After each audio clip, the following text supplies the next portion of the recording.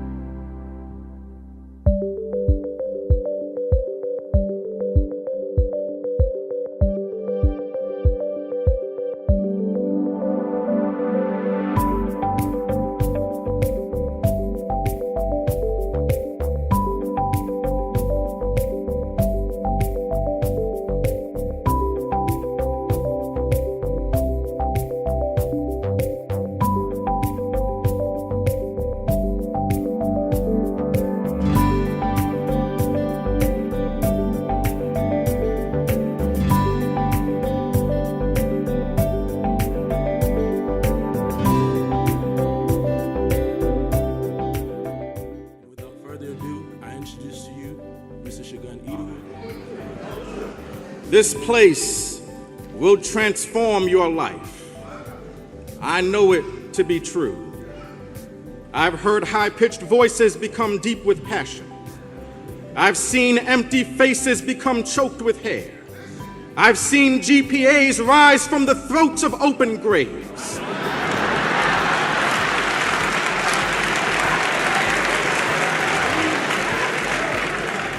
I've seen ratchetness turn into righteousness. Yes,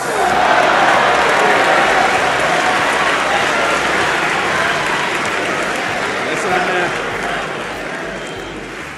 Men who understand that being well-spoken is more than being able to tuck the sugar out of a sweet roll without touching the crust. Doc?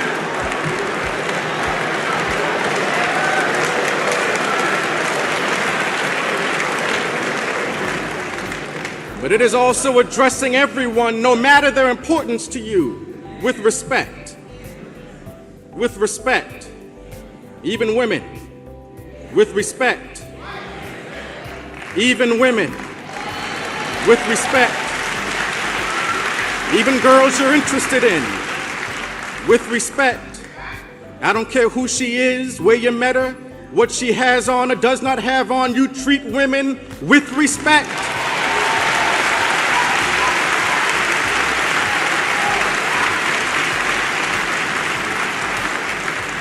How dare a man disrespect a woman?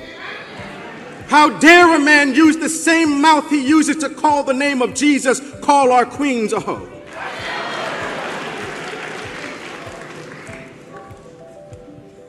A woman raised you. You spend 9 months being nurtured and cared for by a woman. You spent 18 years being raised and loved on by a woman. You spent the last 4 years having your education paid for by a woman. Morehouse men. Morehouse men. Respect women. Tonight, in a celebration with Jews in the Reform movement across America, we celebrate Shabbat Tzedek, our Sabbath of justice. And Temple Israel tonight picks up a golden thread of its own history, of our own history. It connects us to countless acts of principle.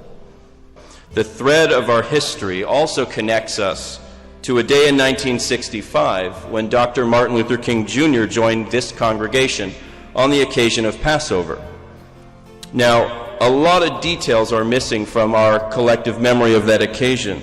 A new detail that we became aware of, that we also can't verify entirely, is that there may have been that night the presence of a Reverend Earl Wesley Lawson. After all, he was one of the key coordinators for Dr. King in Boston. And he was a minister of great significance in the local conversation and action about civil rights. Reverend Lawson passed away in 2012. Tonight we are joined by the Reverend's wife, Mrs. Frances Lawson, and by their daughter, Rachel Idowu. And where are you? You have to show us where you are.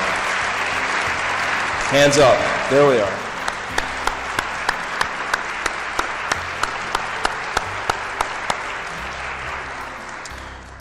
Yes, the thread of history also brings us the Reverend's grandson, my friend and now ours, Shagun Idowu. Shagun is a 2012 graduate of Morehouse College in Atlanta, where another well-known figure whose name adorns our program also graduated. He was elected there to Phi Beta Kappa and served as a member there of the Martin Luther King Jr. Chapel Assistance Program, in addition to numerous honor societies and leadership roles in student activities and student government. In his teenage years, while a student at Boston Latin Academy, Shagun was identified within his church as a talent and intellect worthy of developing for his sermons and pastoral contributions to come. So he had many opportunities through internships and study to think about the role of faith in social justice. And even when, after graduating college, toward divinity school for a while, but the pull of politics and political organizing paid him a visit, and it was strong. He took leave from school to join the staff of Boston City Councilor Charles Yancey as a legislative aide, and then played an important role creating the Edward Kennedy Institute for the United States Senate, where today he is the organization's key interface with its visiting public.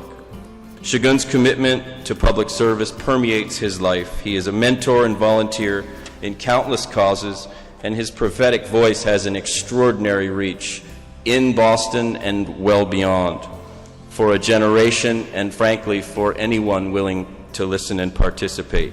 He is a leader in our community's Black Lives Matter movement, and he is the co-organizer of the Boston Police Camera Action Project.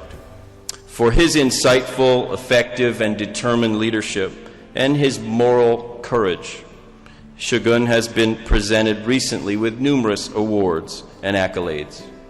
None of these appear to impress him. He has his eyes on bigger prizes.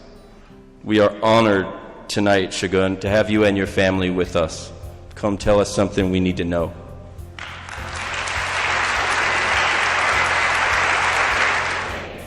But I would be remiss if I did not thank my mommy and my grandmama who are here tonight. And many of the visitors who are in your midst tonight, most of them friends and partners in our struggle to make Boston a better city and our police force a bit more transparent. And so I thank all of you for being here tonight. Finally, I want to extend my warmest gratitude to all of you who are members of this storied congregation. When promotions for this occasion went out, you saw an unfamiliar and clean-shaven face and an unpronounceable and strange name. And yet you still have come out in very strong numbers, and for that is a debt I can never repay. And so for this small act of courage, I thank all of you. Tonight, I plan on following the wisdom of my grandfather, who Mr. Tarsi mentioned earlier, the Reverend Earl W. Lawson. I used to speak at my own church, and he gave me a bit of wisdom before he passed, which was the secret to a great sermon. And that was to have a good beginning, and then to have a good ending, and then to have the two as close together as possible. And so I plan on delivering the best speech you ever heard from this pulpit tonight.